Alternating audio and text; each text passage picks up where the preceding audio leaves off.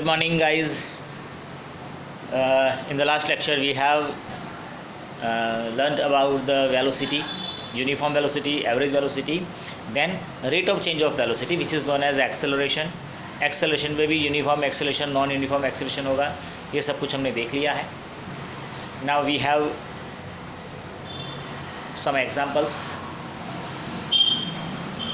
So stationary, starting from a stationary position, Rahul pedals is bicycle. देखो यहाँ पर आपके पास ऐसे क्वेश्चंस आएंगे, प्रॉब्लम्स, हम उसमें आपको ध्यान से पढ़ना ज़रूरी है और उसमें क्या दिया है और क्या मांगा है ये देखना बहुत ज़रूरी है. Here what we have given is starting from a stationary position. मतलब स्टेशनरी पोजीशन से स्टार्ट करेंगे तो ऑब्वियसली ये इनिशियल वेलोसिटी इसके लिए आप ज़ीरो कंसिडर करेंगे.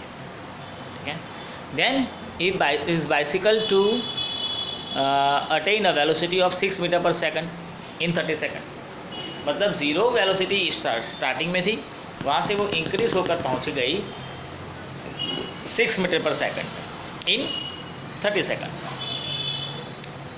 Then he applies breaks.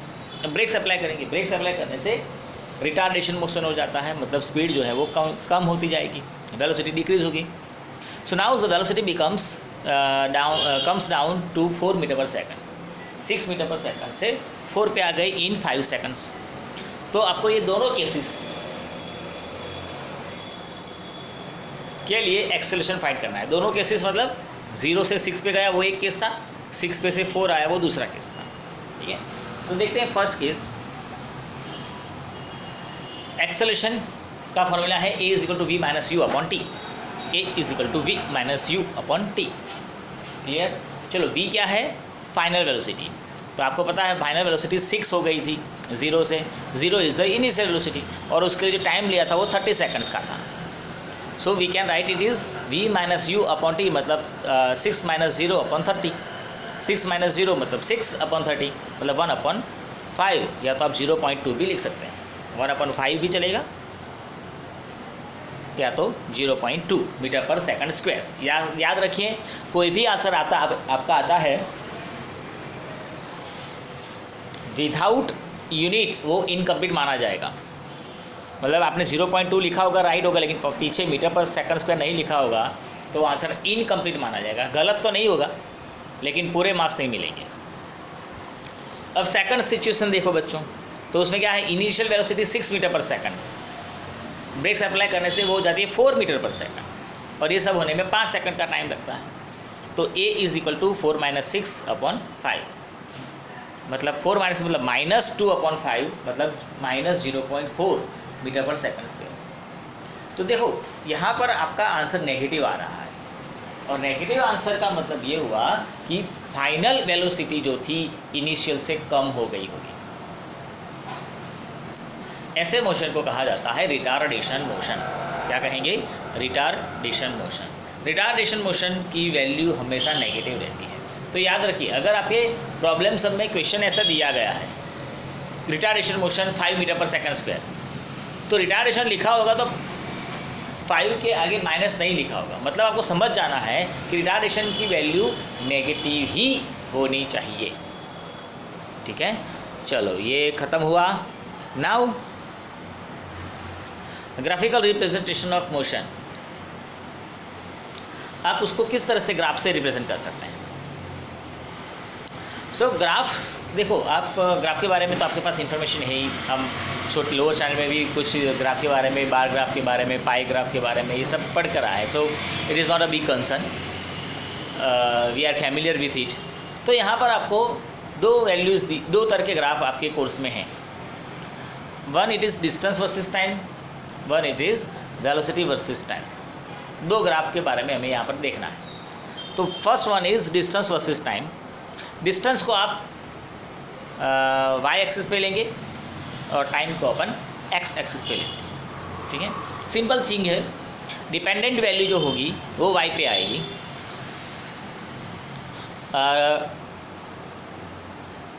Independent value जो है वो एक्स के ऊपर आएगी.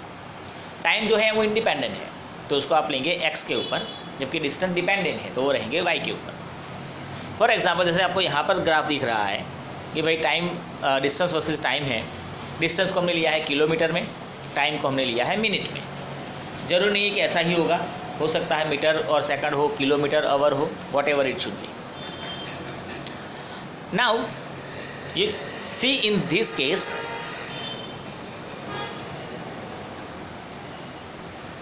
जैसे जैसे टाइम इंक्रीज हो रहा है वैसे वैसे डिस्टेंस भी इंक्रीज हो रहा है और यूनिफॉर्मली हो रहा है, क्योंकि यहाँ पर आपका जो ग्राफ दिख रहा है वो स्ट्रेट लाइन दिख रही है।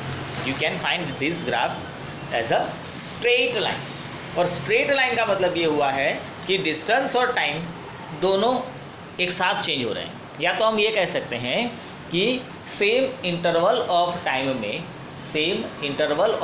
में सेम डिस्टेंस कवर कर रहा होगा ऑब्जेक्ट। अगर ऐसा होगा तो आपको स्ट्रेट लाइन वाला ग्राफ मिलेगा। और अगर आपको ऐसा स्ट्रेट लाइन ग्राफ मिल रहा है तो आप ग्राफ के ऊपर से मतलब ग्राफ की हेल्प से आप स्पीड फाइंड कर सकते हैं। स्पीड का क्या फॉर्मूला था दोस्तों? Distance upon time.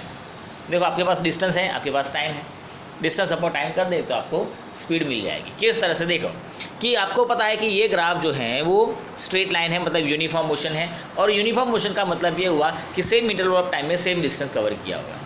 तो आप इस पूरे मोशन के अंदर से कोई एक फ्रैक्शन ले ले, कोई एक पार्ट ले ले, और उस पार्ट की जो स्पीड मिलेगी वो पूरे पाथ के लिए सेम होगी, क्योंकि ये यूनिफॉर्म है। सपोज किसका 10 मीटर पर सेकंड है, तो ऐसा नहीं होगा कि पहले 10 सेकंड में 10 होगा फिर बाकी के में कुछ अलग होगा। Because of this one is a uniform motion, the speed of that object remain same at any interval of time. Suppose हमने यहाँ 20 और 40 का रेशियो ले लिया, 20 और 40 मतलब कि 20 मिनट से 40 मिनट तक का आप डिस्टेंस फाइंड करें, या 40 मिनट से 60 मिनट का डिस्टेंस फाइंड करें, सेम ही होगा। ठीक है, तो हम क्या कर सकते हैं, कोई एक फ्रैक्शन ले लेंगे। जैसे मैंने यहाँ पे ले लेता हूँ 20 और 40 का रेशियो फ्रैक्शन, तो 20 मिनट्स हो गए, 20 से 40 मतलब 20 मिनट्स हुए। उतने टाइम में कितना डिस्टेंस कवर किया है वो मैं फाइंड कर सकता हूँ। जैसे बताऊँ आपको मैं,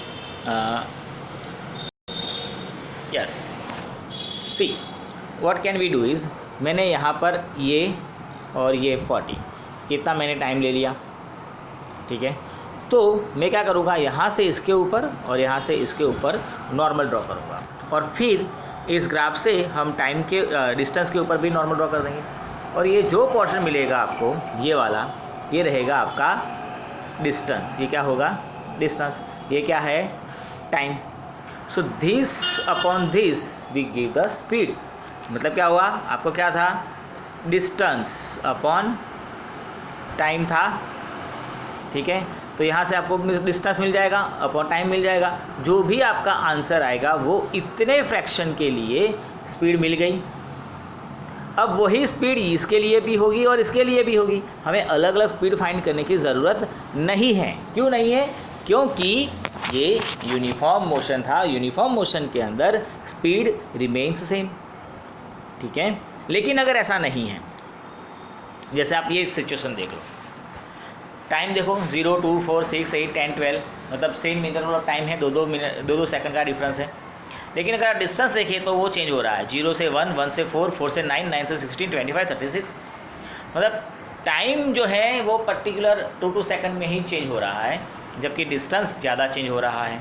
ऐसे सिचुएशन में जो आपको ग्राफ मिलेगा वो स्ट्रेट लाइन नहीं होगा, कुछ इस तरह का ग्राफ मिलेगा आपको, कुछ इस तरह का कर्व्स होगा। एंड इन दैट केस ऐसे ग्राफ के अंदर आप स्पीड नहीं फाइंड कर सकते, क्योंकि हर एक फ्रैक्शन का अलग अलग डिस्टेंस होगा। हर एक फ्रैक्शन का अलग अलग डिस्टेंस होगा। जैसे आप फर्स्ट 2 सेकंड में देख लो तो 1 मीटर का ही हुआ है, यहाँ पर देखो तो कुछ अलग होगा, और यहाँ पर देखो तो बहुत ज़्यादा है। तो यहाँ की स्पीड अलग होगी, यहाँ की स्पीड अलग होगी, यहाँ की, यहाँ की, यहाँ की और यहाँ की, सबकी स्पीड अलग अलग होने की वजह से we can not find the speed of that object from this graph. या तो एक और ऑप्शन जो यहाँ पर नहीं दिया मैं बता दूँ। फॉर एग्जांपल ग्राफ आपको ऐसा दिया हो, ये हैं एक्स एक्सिस और एक्स एक्सिस के पैरेलल आपको ग्राफ दिया हो, ऐसे पैरेलल, ये समझ लें पैरेलल है। तो समझो डिस्टेंस वर्सेस टाइम ग्राफ हो और parallel to x axis graph मिले, तो ये रेस्ट या तो स्टेशनरी माना जाएगा, आपका ऑब्जेक्ट मोशन में नहीं माना जाएगा, क्योंकि टाइम चेंज हो रहा है 0 2 4 6 8 10 12, लेकिन डिस्टेंस 15 का 15 रहा है।